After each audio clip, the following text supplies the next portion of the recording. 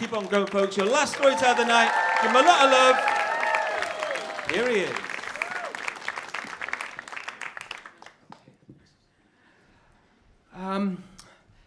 My father was a diplomat, so I was used to resets. It was part of the childhood. Every 3 to 4 years, I would have to move countries, cultures, cuisines.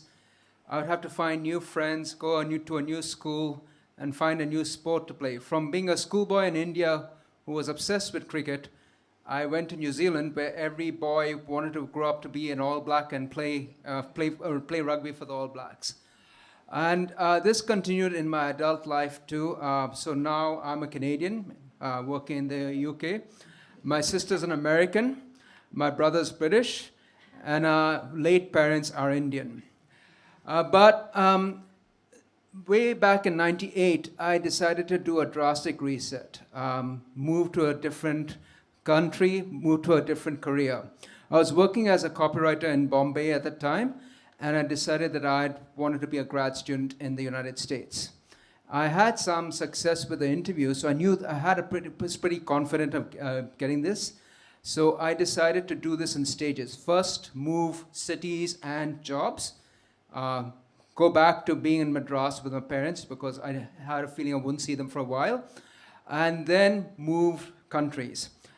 So I resigned. I found a job in Madras. I made a reservation on the evening train from Bombay to Madras. And the day of the move came, I had said very sentimental goodbye. The people in my agency weren't really concerned that I was leaving, but it took some time. And then I finally went back home, had a shower, and then went out to try and find an auto rickshaw, a three-wheel taxi. The auto rickshaw guy was drinking tea at a time, and in India, tea time is not a thing that you disturb people with. So I spent 10 minutes watching him drink tea. And then we set off towards the... in South Bombay, where the train station is, they don't allow auto rickshaws. You had to change from an auto rickshaw to a taxi. So we set off to that point. I would have horsewhipped him if I had a horsewhip, because if it would make him go faster, but it didn't go. So we were significantly delayed. And another taxi on the highway, I told the taxi driver, take me to Dadar TT. I thought Dadar TT was Dadar train terminal. He tried to drop me off at a area under a bridge, which was Dadar tram terminal.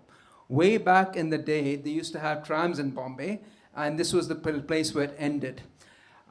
So I argued with him, and we went to the station. The train had left, 20 minutes. I went on to plan B. Now, you would have noticed that I keep referring to Madras, not Chennai, as Madras is the old term, Bombay is old word, and Mumbai and Chennai are the new things. So this is my way of signaling that I've been in these cities before, and don't take me around the place. Don't try to cheat me to the taxi drivers and things. So I went, there was another train. Plan B was the other train, which was slower. So it took 36 hours instead of 24. And it left from VT, Victoria Terminus, which now is called Chhatrapati Shivaji Terminus. And I went there, got on the train, and the carriage was empty, it was very quiet. And 4 guys got on surly expressions. I thought maybe they had been working in Pune or Pune, and maybe they were riding the train to get back home, and they were tired after a long day. One of them offered me a biscuit, which was very kind, I thought.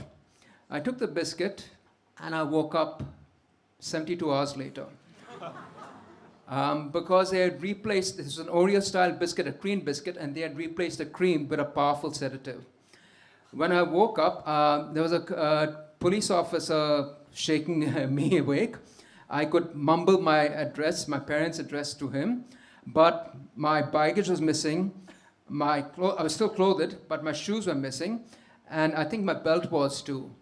So I somehow found my way to my parents' house. My father took me to the doctor at the hospital. The doctor said, just let him sleep it off. And then when I properly woke up 72 hours later, it struck me that my portfolio, 8 years of work that I had was missing. It was in the suitcase. All the work that I'd done press ads, brochures, everything, VHS tape with commercials on it, all of that was missing. And it struck me that I wouldn't be able to go back. My bridges were burnt behind me because I wouldn't go back to being a copywriter. 8 months later, I was in the United States as a grad student. And 5 years later, I was back in Bombay, this time as a market research executive. I never did accept another biscuit from a stranger again. Thank you.